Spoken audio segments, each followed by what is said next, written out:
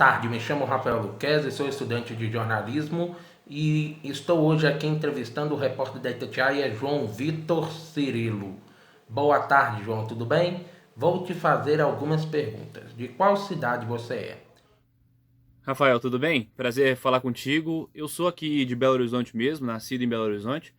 Minha família é do interior, né, de Ponte Nova, de Viçosa, mas eu mesmo nasci aqui em Belo Horizonte. Como e em que ano você começou sua carreira jornalística? No rádio, na Rádio Band News, em 2014, trabalhando com apuração e posteriormente com produção e também reportagem, ainda como estagiário. Em 2015 eu fui para a Rádio Inconfidência, comecei a trabalhar com esporte naquela ocasião, convidado pelo meu amigo Léo Gomide e chefiado também pelo meu amigo José Augusto Toscano. No ano seguinte eu fui para Sempre Editora, dos jornais do Tempo e Super, e aí foi fundada a rádio em 2017, e eu fui para a Rádio Super. E desde o ano passado, final do ano passado, estou na Rádio Itatiaia de Belo Horizonte. Como que a Covid-19 está interferindo em sua atividade profissional? O impacto da Covid no trabalho, na cobertura esportiva, teve um impacto muito grande, até porque a gente não está tendo jogos, né? Não está acontecendo os campeonatos, os jogos, enfim, os treinamentos estão voltando agora, então certamente tem um impacto importante, né? Porque o número de notícias certamente diminuiu bastante, ele teve que gerar uma produção de conteúdo um pouco diferente, trazer matérias um pouco diferentes do habitual, do dia a dia, do que era normal, natural naquela ocasião de normalidade, né, de naturalidade. Mas é isso, a gente vai se adaptando, vai tentando fazer a cada dia de maneira diferente, de maneira criativa, e eu acho que a gente está conseguindo muito bem, o que é refletido até pelo retorno que a gente tem tido, pela audiência, pela procura das pessoas. Há maneiras de se fazer que não seja essa cobertura de dia a dia, de factual, de treinamento e jogo, né? Você está tendo alguma dificuldade de mobilidade por causa da Covid? Acredito que não. Não tenho dificuldade não. Com relação à Covid, não mudou muita coisa nesse sentido. Carro e transporte público está dentro da normalidade, então questão de deslocamento não estamos tendo nenhum tipo de problema não. O que você acha do retorno dos jogadores aos treinamentos? Eu acho que desde que feito com segurança, né? Desde que as autoridades sanitárias liberem, autorizem, que seja feito com todo tipo de cuidado, com todo tipo de procedimento mesmo de segurança, né?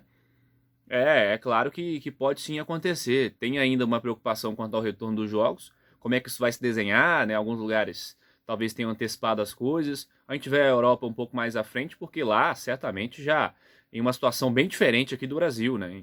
Em nível de, de impacto da doença mesmo, né? Já superaram etapas que nós ainda não superamos e muito pelo contrário. Então, talvez por isso ainda estejamos bastante preocupados com o que estamos vivendo por aqui, o que estamos vendo de equipe já voltando aos treinamentos, mesmo sem data para as atividades. Eu acho que tudo tem que ser feito com segurança. Se for atestado que há segurança, que tudo tem que ser, que tudo está sendo feito de uma maneira segura, sim, sou a favor.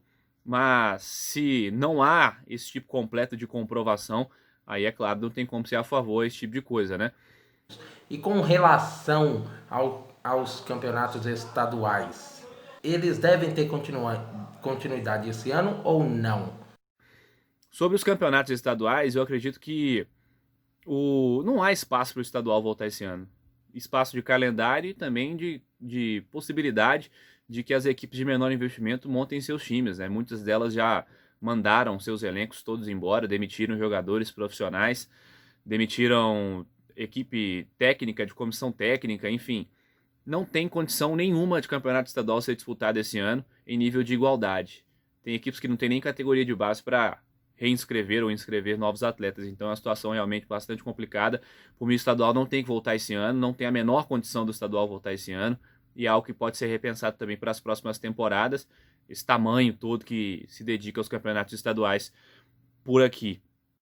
Como você vê o momento atual que o Brasil, ou o nosso estado, ou a nossa cidade está passando? Eu acho que é um momento muito preocupante. Não são todas as pessoas que têm levado a sério as coisas. Basta andar pela rua por 5 minutos para perceber isso que eu estou falando. Quantas autoridades também, não são todas, né, que têm levado a sério. Muitos que faziam discurso firme anteriormente agora já mudaram bastante a sua maneira de pensar as coisas. Enfim, é política, a gente sabe como é que funciona.